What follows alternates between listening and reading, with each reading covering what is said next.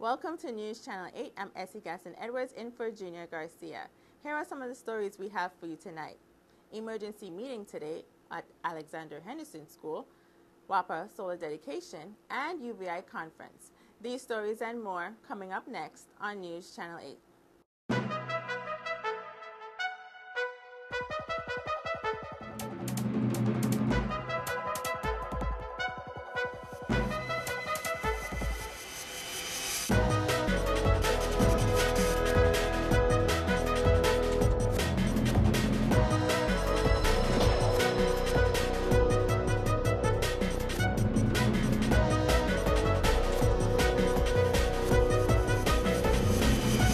News Channel 8 is brought to you by Body Beast.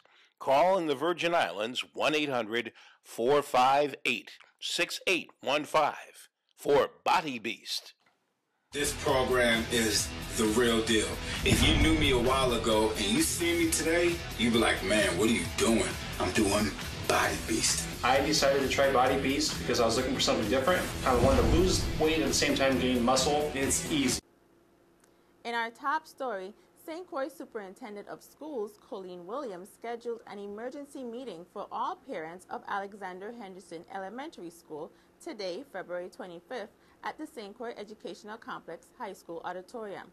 Topic of discussion, the relocation of the students while the pending situation at Alexander Henderson School is being addressed. News Channel 8 will keep you informed as the information becomes available.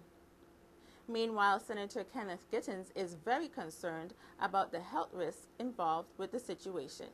I visited the school just before dismissal on Monday and made my own observations and assessments of the situation. I spoke with some staffers who were evidently affected by unknown particles in the environment. They were itching, coughing, and one had actually lost her voice, probably due to the poor air quality at the school. While the decision was made to return faculty, staff, and students to the campus this morning, the hazardous environmental situation still exists, wherein students and teachers on campus today started to experience the same symptoms as yesterday. Seemingly, every time there is heavy rainfall, this occurs. Therefore, the matter which is obviously on the roof and in the ceiling must be addressed. With this long-existing problem, I commend the faculty and staff for their dedication to our students' growth and education. However, there is no reason why their health and that of the students should continue to be compromised with no immediate solutions being brought forward to address the problem. In other news, today WAPA held their solar dedication ceremony at Estate Dunu. Executive Director Hugo Hodge Jr. said that this solar power plant will result in more sustainable and affordable emergency energy for WAPA customers. What you see behind you is historical. We are one of the first Caribbean islands that can say we're no longer 100% dependent on fuel oil.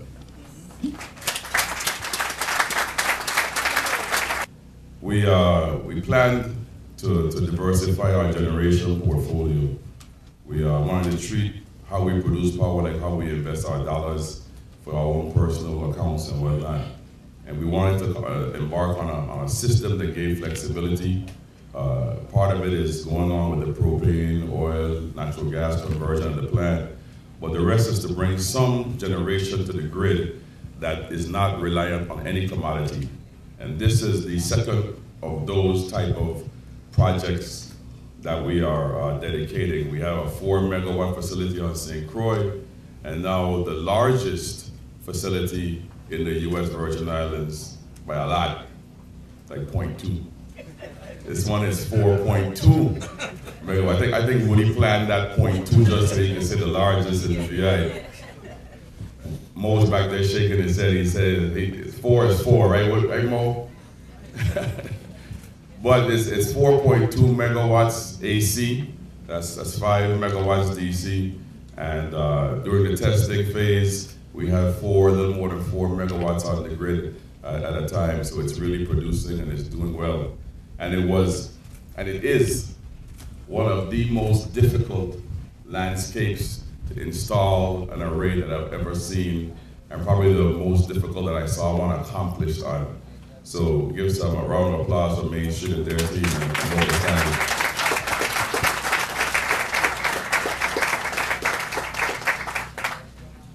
So, as we move forward, we'll continue to bring renewable projects. We have 2 more power purchase agreements signed for St. Croix. That's 6 more megawatts of solar that's being developed right now. Another 3 megawatts for St. Thomas that is being planned and will be developed. And it's a big future we have planned for the territory in the renewable arena.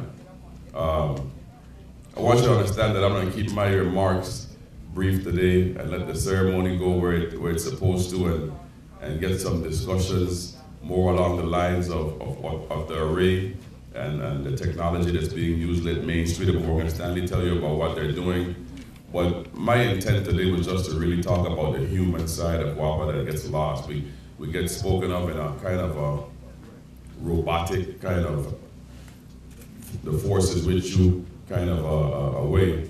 And it's really human beings with hearts and blood pumping that run the authority. Local Virgin Island talent that we have an abundance here.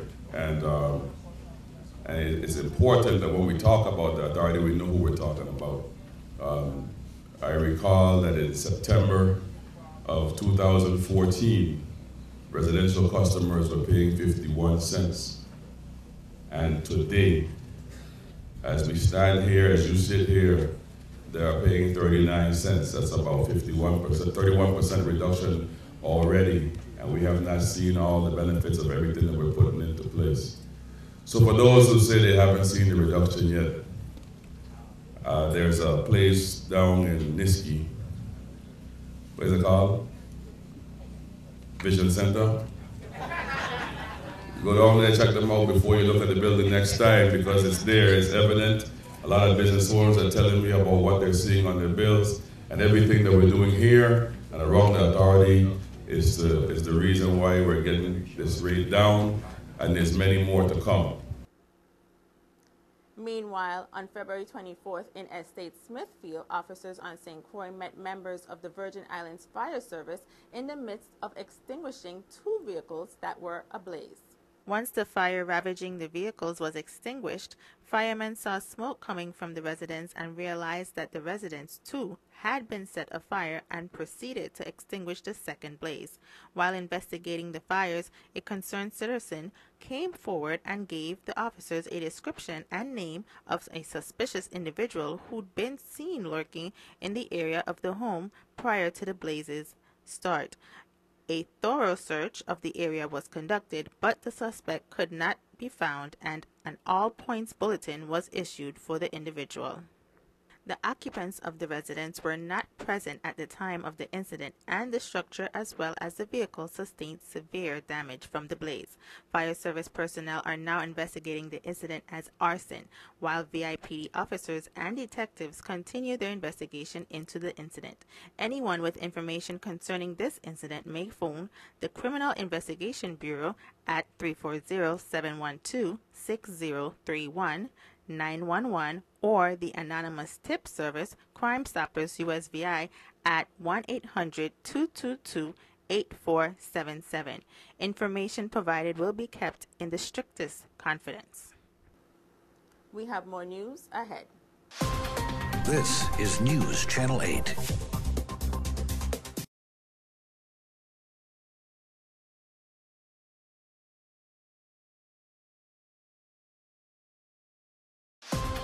This is News Channel 8. Welcome back to News Channel 8. This Friday, UVI will host the 35th Professional Development Conference on their St. Croix campus. Melanie Johannes Teetry has more. My name is Melanie Johannes Teetry, reporting for News Channel 8. The American Counseling Association of the Virgin Islands presents the 35th Annual Professional Development Conference. Let's hear more from the president, Mr. Edward Brown. Hi, how are you? I am well, and yourself? Yes, this Friday, February the 27th, 2015, at the University of the Virgin Islands Great Hall, ACA of the Virgin Islands will be holding our 35th Annual Professional Development Conference. And we have a lot of great presenters, local presenters like Dr. Rita Dudley Grant, And then we have a keynote presenter, Dr. Michelle Mitchum, who will be coming to us from Florida. And she has 12 years professional experience as a counselor educator. She also does a lot of work with violence prevention and family members who are going through divorce. And so she's going to be coming and talking to us about various systems and how those systems can be put in place to help families. And so we're really excited about that. Our team this year is providing tools for the helping professional to empower families in breaking the cycle of dysfunction. So that's what we're really excited about in talking about how we can start to focus on solutions and not just talk about the problems. And we hope that people who would be interested in coming, it's $90 at the door if you register on that day, and $65 for ACA members, and $50 for students. And so we hope that people will come out again on Friday, February the 27th. It will be from 7:30 to 4 p.m. and we'll go from there. They sound like a very excellent and informative conference coming up. What are some of the goals you're trying to accomplish with the conference? Okay, sure. One of the main goals is that we're focusing on, again, looking for solutions for the community. Here in the Virgin Islands, we have a lot of problems, a lot of social problems right now. And what we really want to do is to focus on how we can solve those problems, how we can get families to heal, and how we can get families to deal with their dysfunction and then move on. Because every family has problems. There are no perfect families. But, we look at many of the problems here in the Virgin Islands, it's becoming generational. And we have to tackle that, and we have to stop it. We have to end it, and we can. And the solutions are there. So we're hoping that personnel from the Department of Human Services, Department of Education, Department VIPD, that all the different agencies will send someone to come out to hear about the different opportunities that are available, and also to share information to the people in attendance on ways that we can start to improve our quality of life here in the Virgin Islands. What are the objectives of the day? The objectives of the day, of course, is the presenters. And then, like I said, Dr. Rita Dudley Grant, she'll be talking about healing, how it occurs in the brain. Then we're going to have a panel discussion on how we can help parents in navigating available community resources to assist in the parenting role. We have Denise Lake, who is the Education Outreach Coordinator for the College Access. She'll be talking about preparing students for the challenges of college. And then at the end, we have Audrey Brown, who is a fitness coach for wellness and youth. So these objectives are their holistic approach to dealing with the problems and then taking care of self. So this is this Friday from 7:30 a.m. to 4 p.m. At the UVI. Is it at the Great Hall? Yes. Excellent. Yes. So we welcome the community to come out to this interesting event. My name is Melanie Johannes Teetry, reporting for News Channel 8. On February 28th at the Small Business Development Center in the Scion Farm Shopping Center, there will be a workshop for those interested in learning the skills of becoming a DJ. News Channel 8 Melanie Johannes Teetry has that story as well. My name is Melanie Johannes Teetry, reporting for News Channel 8. The Hidden Genius Lab, in collaboration with the Small Business Development Center, presents the February edition of Tech Demo. Let's meet the founder, Ms. Alexis George. How you doing, Melanie? I'm well, and yourself? I'm doing pretty good. Thank you very much for having me here today. So, Alexis, what is Hidden Genius Lab? Well, Hidden Genius Lab is a program that was designed specifically to equip the young people of the territory with 21st century skills, digital literacy skills. So with that, we really feel excited about being able to offer this program to the young people of the Virgin Islands. What do you think is important for the youth of our community and the territory as a whole? Well, it is important in the fact that when we think about where the world is going and the fact that the whole economy is changing, this is a way to get our young people to be able to compete with anyone around the world for the vast opportunities that will be coming available. In fact, there are estimates that saying there will be approximately 4 million jobs that will become available that we wouldn't be able to fill in the United States, and therefore it's important that we begin to arm our young people with the skills that are necessary to meet the demand for these new positions. So what is your vision for the program? The vision for the program is really being a place where we can nurture and develop young people to be developers of technology as opposed to being consumers. One of the big important thing is that I see St. Croix and the Virgin Islands as a whole as a center for technology and science and research. And so it is important that we begin to work towards developing our young people to actually fulfill that role. So what exactly is Tech Demo? Tech Demo is a monthly technology demonstration workshop that we do. Each month we come together and we try to introduce the students to various technology platforms, some of which they're using every day, but they have not really taken the time to really go behind and really see how the technology works. So Tech Demo actually gives them a feel for the technology as opposed of the side of the user, the consumer side, more on the side of the development of it. What is your target age group? The target age group is 12 to 17, but right now we are focusing on the junior high school level, so that 12 to 14 age range, but anyone between the ages of 12 and 17 can attend. When is the event? The event is taking place on Saturday, the 28th, at the Small Business Development Center training room, and it starts from 10 to 2:30, and we're going to be having a very interesting presentation. We'll be doing something on DJ, and we know a lot of young people are interested in music, and we want to kind of, expose them to that skill particularly. And we have our presenter. His name is DJ Mighty Dragon, and we have a couple more folks who will be coming through to actually assist with the workshop. Also, I don't want to call their names yet because wanted to keep it a bit of a surprise. Excellent. So how could someone who's interested in a program contact you? If anyone is interested in having their child participate in the program, they can reach me at 310-218-6924, or they can simply email me at hiddengeniuslab@gmail.com. Thank you so much. My name is Melanie Johannes Teachery, reporting for News Channel 8. We have more news up next. This newscast has been sponsored by Mario's Virgin Crystal. Let us save you the hassle of lugging those jugs around. Purified bottled water conveniently delivered to your home or office. Also available in your favorite grocery store. Call 773-2810. This is News Channel 8.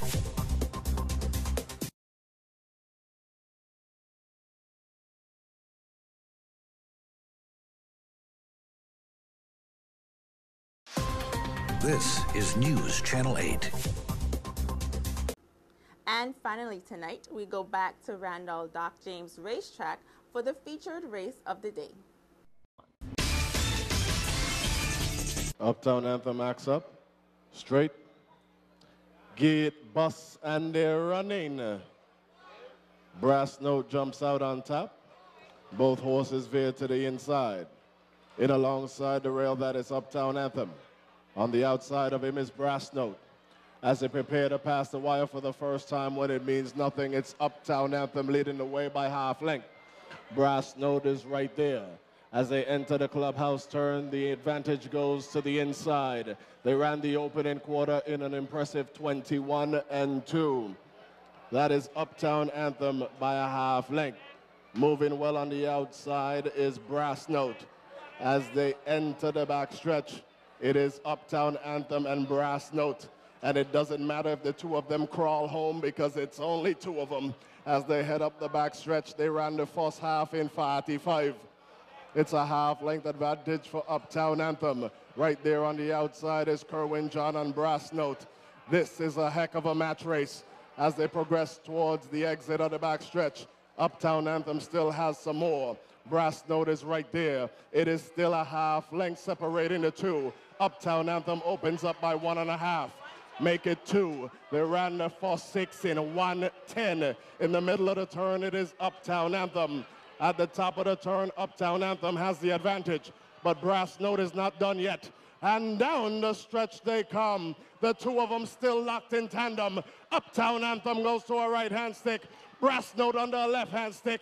Uptown Anthem still has some more. Brass Note trying to find a little. Uptown Anthem with a 16 to go is going to crawl to the wire first. Uptown Anthem beats Brass Note by 2. Here the owner and trainer of course, Uptown Anthem. Mr. Bates, it was a marvelous race. Do you think that they would have gone so fast for this early fraction? Well, it's a match race. If you got to go who belly bun, get bun, you know what I mean? I know Brass Note is a good horse, and I just tell you, Jackie, go to the lead, and whatever happen, happen. Now, you planning to go to St. Thomas with St. Moose and Uptown Anthem? We don't know yet. Let me see what happens. We're still up in the air. They're running the first, but we like to go, but let me see what happening over there. What do you think about what's going on with the Randall Dock James Racetrack and Trasco? Well, there's a lot of things going on, but I hope the two entities work it out and let we get back to our racing schedule and they could get back to business. You know what I mean? It'll hurt the two of we it's hurting the two of us to continue like this. You know what I mean? So I hope they make a nice agreement and we could go back to racing. Well, Mr. Bates, thank you very much. We want to hear from this nice lady. What do you think about Uptown Anthem? Oh, God, a beautiful horse, beautiful. Never disappoint me, ever. And we going to forget my boy on the side of it. Can you go say something about, what about this race? The lucky shoe, the lucky shoe. Them thing the walk. Them color, the horse never lose with these yet. Oh, to the lucky shoe. Well, thank you very much. We wish you the best of luck in the near future. God bless you. Your weather forecast is up next. Your weather coming up next.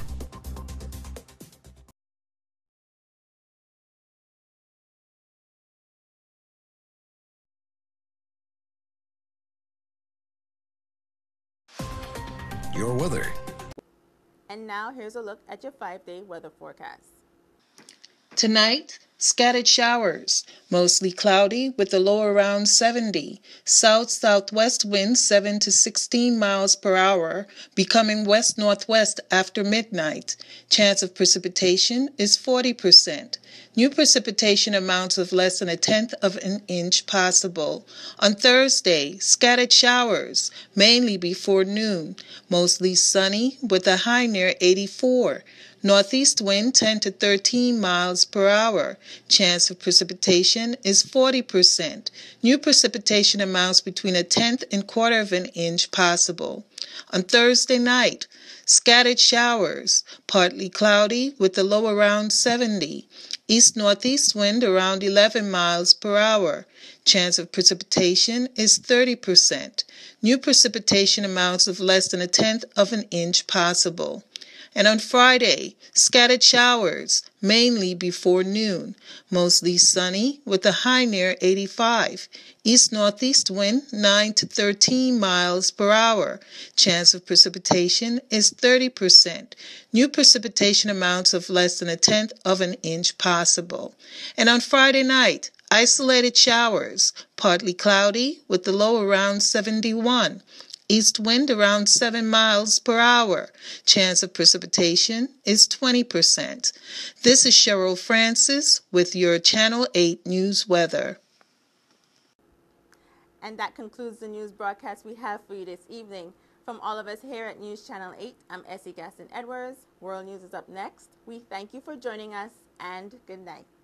News Channel 8 is brought to you by Body Beast. Call in the Virgin Islands 1-800-458-6815 for Body Beast. This program is the real deal. If you knew me a while ago and you see me today, you'd be like, man, what are you doing? I'm doing Body Beast. I decided to try Body Beast because I was looking for something different. I wanted to lose weight at the same time gain muscle. It's easy.